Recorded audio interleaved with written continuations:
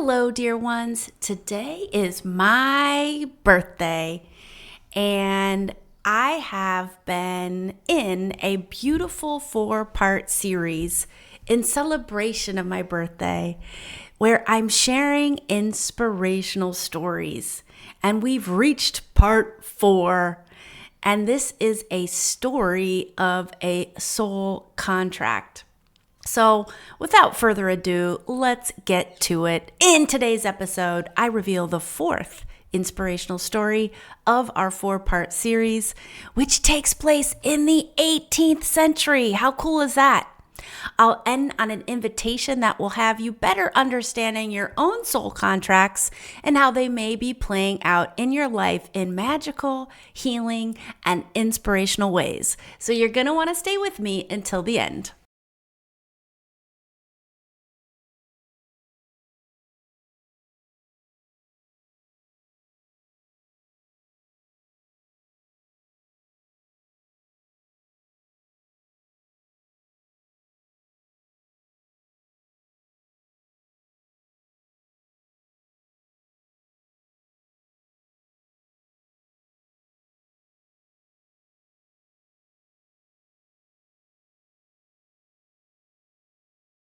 Hey there, we are a global community of soul guided leaders, coaches, healers, and entrepreneurs called the Soul Guide Circle. In the Soul Guide Circle, we're inviting in our spiritual gifts to get our clients even more results and transformation to create massive referral buzz. Find a link to join our closed Facebook group at AllisonScammell.com or in the show notes. Today, I'm sharing a story of a soul contract. What is a soul contract? A soul contract is something that you agreed to on a soul level before coming into this lifetime because there was something you needed to heal from, learn from, grow to, experience so that you can evolve to the next level of your soul potential. So if you're coming into this lifetime with a massive past lifetime trauma wound, you will have a soul contract tied to that as a way to help you fulfill your soul curriculum. You can look at soul contracts as your soul homework. And my homework word is buffalo steps is because a buffalo is an ancient, and when I say buffalo, I mean the American bison, is a massive creature who is a vegetarian. So the bison really has to preserve its energy and only takes a step if it senses food, water, shade, or a good scratching post. Or getting away from danger, of course. So they really are mindful about each step they take so they can preserve their energy. And look, we're no different. So when I think about homework for you, I'm really thinking about those steps you can take that really lead to the greatest results. And so our biggest homework, if you will, on a soul level when we incarnate is our soul contracts. And so this story is about a soul contract for my 8-year-old daughter, Freya. And because it's my birthday, I feel called to just say this. It's not something I would normally say because it's a sort of public service announcement. I don't talk a lot about our blended family. I do talk a lot about Freya because she's my biological child who's resident with me all the time and is always around me. So, she just comes up a lot. I have 2 older children who I did not birth, but I love them as if I did. They live with their mom in Maine, Sophie and Alexander. And we have a really super happy blended family. It's not without its challenges, but I think in so many ways, we just do it right and have done it right. And we are sort of a case study for success. And so my public service announcement, which isn't about this story, which I'm going to get to in a hot sec, it's my invitation for you. Maybe you are also part of a blended family and you will connect to this. And if you're not, My public service announcement invitation is to don't make assumptions with blended families. It's just happened twice recently where friends have referred to Sophie and Alexander to me as Pete's kids. And that was really hurtful for me because they're not his kids. They're our kids. They're his biological kids, but I take full responsibility and have full love for them as if I birthed them myself. Now, they have biological mom who I love and respect and admire. So I have always considered myself deputy mom. In our family, we don't use the word step because for us, it just doesn't work. We never use the word half. There are no half siblings in our family. There are only brothers and sisters, daughters and sons, and moms and dads. And so every blended family, however, has their own words. And so if step is a word that works for you and your family, if you are part of a blended family, that's great. Some people use bonus. I mean, there's lots of different words. But my invitation is just don't assume. And just, if you are talking to someone who has a blended family, just refer to those step kids, if you will, as their kids. And if they prefer step, they will likely say so. But I invite everyone to start with the assumption that a family is a family.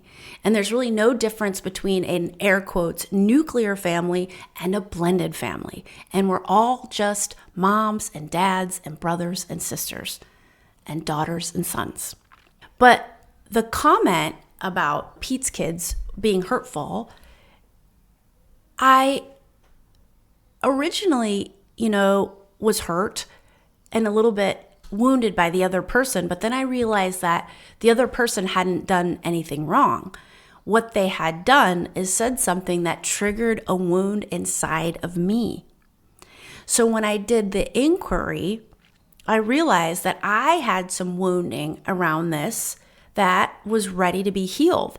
And to be honest, I've spent the last full week healing the wounding I've had around, our blended family and, taking full responsibility as being the mom of all three of my kids and what that looks like and what that means for me and any blocks that I had around that, releasing them. And it's really been liberating. And since I've done this work, I just feel like it's kind of opened me up. Like I'm really claiming it. This healing enabled me to claim empowerment as a mom, but in all parts of my life. I am infinitely powerful. I am an empowered light worker on the leading edge of consciousness. So this piece of the story is a big digression. I'm just going to check with my guides. Do I continue on with my soul contract story? Yes. But it was weighing heavy on me, and I wanted to say, it's something I've been wanting to say for a while. And it's just a invitation to us all to not make assumptions about blended families and treat them like you would treat a nuclear family. And if they want you using different language, they will tell you. But don't make the assumption that there are half siblings, step siblings. Some of the kids belong to some parents, but not the others, because that indeed can be quite hurtful. But I am thankful that this came up because it enabled me. See, this is the gift in our triggers. Our triggers are always gifts because it really did enable me to heal some stuff that was holding me down. So remember, if somebody says something hurtful to you, it's not to say that you deserved it or that you need to put up with that, but it's more to say our triggers enable us to grow to the next level of our potential. And I am using this particular trigger as an opportunity to educate folks, because I think if you aren't part of a blended family, you probably don't know the right language to use. And certainly, if you talk to other people, they might give you different advice. But this is my advice to offer you to consider. And I'm not someone who normally dispenses advice, but I did really feel called to share this. But this is my perspective to share with you. So please receive it if it serves. Okay, getting back to my daughter. She is in the equivalent of third grade American, and she is in group 5 Dutch, 8 years old. And ever since she started elementary school, there has been a girl who she has just wanted to be friends with, and this girl has categorically excluded her.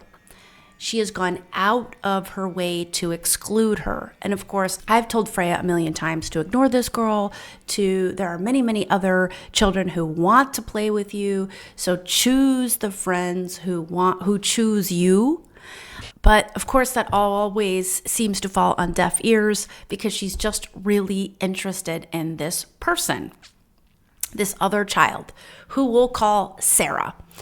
And so Sarah keeps basically it's really been just exclusion. I'm not going to say mean, I'm not going to say bullying, although I do feel like purposeful exclusion is a form of bullying. However, let's just stick with this word. This is what has happened. And Freya has just never been able to make peace with that. She wants in with this girl and this girl's friend circle. And so sometimes the circle lets her in, but typically it doesn't. And it's just been a consistent source of pain and struggle for Freya. Fast forward, last week, I was with my whole family, all 3 of my children in England. And my oldest daughter, Sophie, loves spirituality and she loves to have spiritual talks. So one night I was sitting down with all 3 of my kids and we were having a spiritual talk. And how that normally looks when I do it is we go around, whoever's present, because sometimes my nieces and nephews are present too, and they ask questions. By the end of it, I can be extremely exhausted because they're asking for a past lifetime. They're asking, so my teenage girl nieces, now getting into their early 20s, of course, have in the past asked me a lot about boys, boys they've liked. But anyway, I get all manner of questions, check in on my crossed over dog or a crossed over friend who passed away young, all those types of things. So I'm sitting around the circle with Sophie, Freya, and Alexander, and Freya asks me very specifically and poignantly if she's had a past lifetime with any of her classmates. And that is not something I've ever looked into for her. And I thought, oh, well, that's a good question. I wasn't thinking at all about Sarah. So I tuned into it and I got the clear message that she's had a past lifetime with Sarah. I was not at all surprised because we typically have soul contracts with people we are very close to, not always, but often people we are very close to, but also people we've really struggled with. So, remember our triggers, the people we've struggled with who trigger us also come with divine gifts for us. So then Freya asked me, well, what was the past lifetime? So I called up the lifetime, and very interestingly, but unsurprisingly, Freya was part of a royal family in like the 18th century in some part of Europe. And Sarah was like part of Freya's court, if you will, and she was like a lady in waiting. So in a way, she was kind of like Freya's servant. And Freya in this lifetime they had a complicated relationship. And Sarah really resented Freya for the way Freya treated her, but they were also very close. So, these soul contracts dynamics can get sort of complicated. So anyway, they had a close relationship, but Freya sometimes mistreated her and she resented Freya for that. So now we are in the current lifetime and the roles have reversed. Again, this is a common theme of soul contracts. If you, for example, betrayed someone in a past lifetime, it is likely if that person is with you in your current lifetime, it is likely they will betray you until the soul contract can be fulfilled. And that means you've done the healing and they've done the healing and you've received the lessons, had the experience, and now you're able to evolve to the next step of your potential. So what I haven't done with this information is ask the question, now what? I am the mother, I am the spiritual teacher who has access to this very, very useful information. So you can see how useful this can be as you approach real world situations. So how do I support Freya in navigating this? Also, Freya's profile is the 2-4. That 4 line is all about relationships, being in relationship, being a community builder, being a networker. So if you have a 4 line in your human design, it is likely you actually get a lot of pain and wounding from your relationships because you're really here to be wise about relationships and being a community. And I see with Freya, so much of her wounding is about her relationships with other people. So much. That is 4 line right there, which is also just helpful awareness. And so as the mother, how do I best support Freya with this information? And I actually don't know, but I'm going to ask Source right now and use this opportunity to share it with you because there may be a nugget in here for you as well for something that may be happening in your life with some variation of similar themes. So I'm just going to take a deep breath, pivot down, connect to my heart space at the center of my chest, and connect to Source. Source, now that I have this information about Freya and Sarah, how do I best support Freya in navigating this?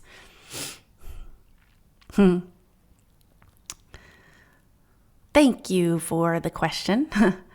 The first thing you do is don't try to prevent her struggles from occurring. Don't try to overly interfere. Don't try to meet with the other parents unless your higher self says it's time. Let Freya scratch up or skin up her knee and get this wounding because she needs it on a soul level to fulfill this contract. Where you can come in is help her release some of the blocked energy that she's holding inside. So you can help her in ways that children can understand. Feel the feels, breathe, release. And at certain points, you can point out the fact that she has this soul contract so she can put it into context little by little. And certainly you can do this more as she gets older. So your job is to help her understand why these things are happening, help her to heal the pain that gets triggered, hold the space for her to do that. But your job is not to try to prevent the pain from happening. In a way, doing that, you're thwarting her ability to fulfill her own soul contract.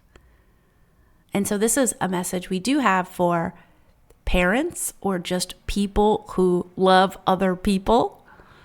A message for humanity is, in many, many circumstances, you're not here to help prevent other people from experiencing pain. There may be times where you can help them avoid a painful situation, but in those times, be sure you are led by the voice of your higher self. Because sometimes there are certain pains that people are really meant to experience on a soul level for their own healing, growth, and evolution. Wishing you blessings.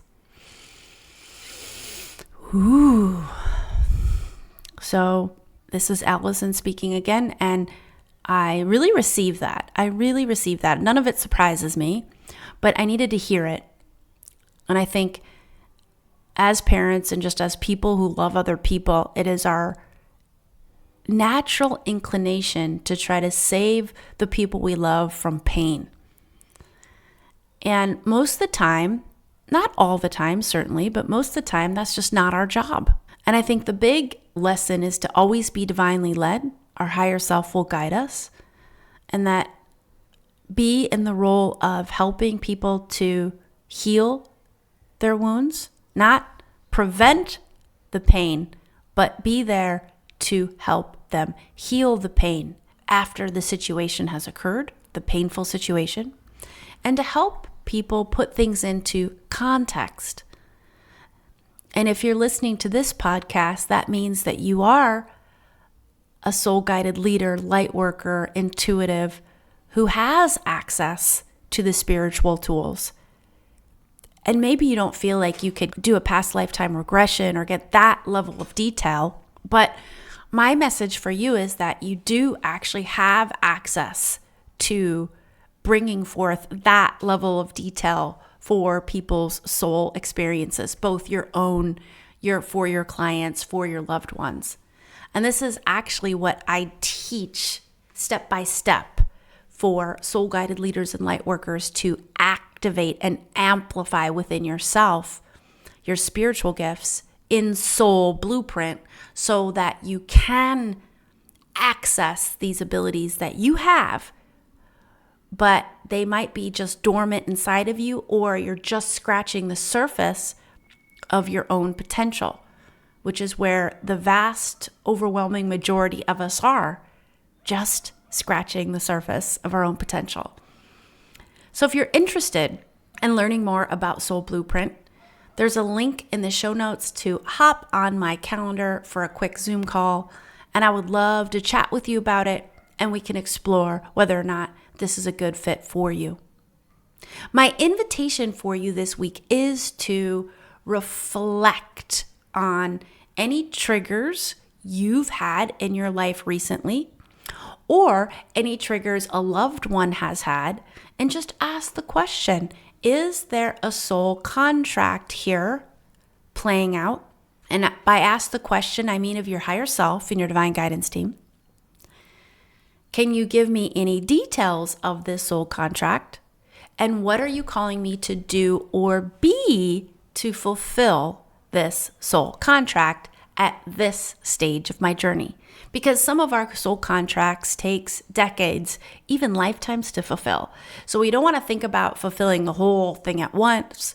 We want to be focused on which soul contract am I confronting, if you will, or in relationship with at this point of my journey, and what aspect of that are you calling me to focus on, and what are you calling me to do or be? All right, my dear ones, that's a wrap for this week and this 4-part series inspired by my birthday, where I have been sharing inspirational stories. If you haven't caught the first stories, I invite you to do so. They are in the show notes, and they are definitely worth a listen. And if you'd like to send me some birthday love and a birthday present, I would be so grateful. And you can do that in the form of a rating and review. You can find a link wherever it is you listen and in the show notes. Please also hit subscribe. Share with me specifically what you received from this podcast or what you received from a specific episode. And of course, I will read your inspiring words on the air, and I will receive it with birthday love and gratitude. And as always, until next time, may your soul guide the way.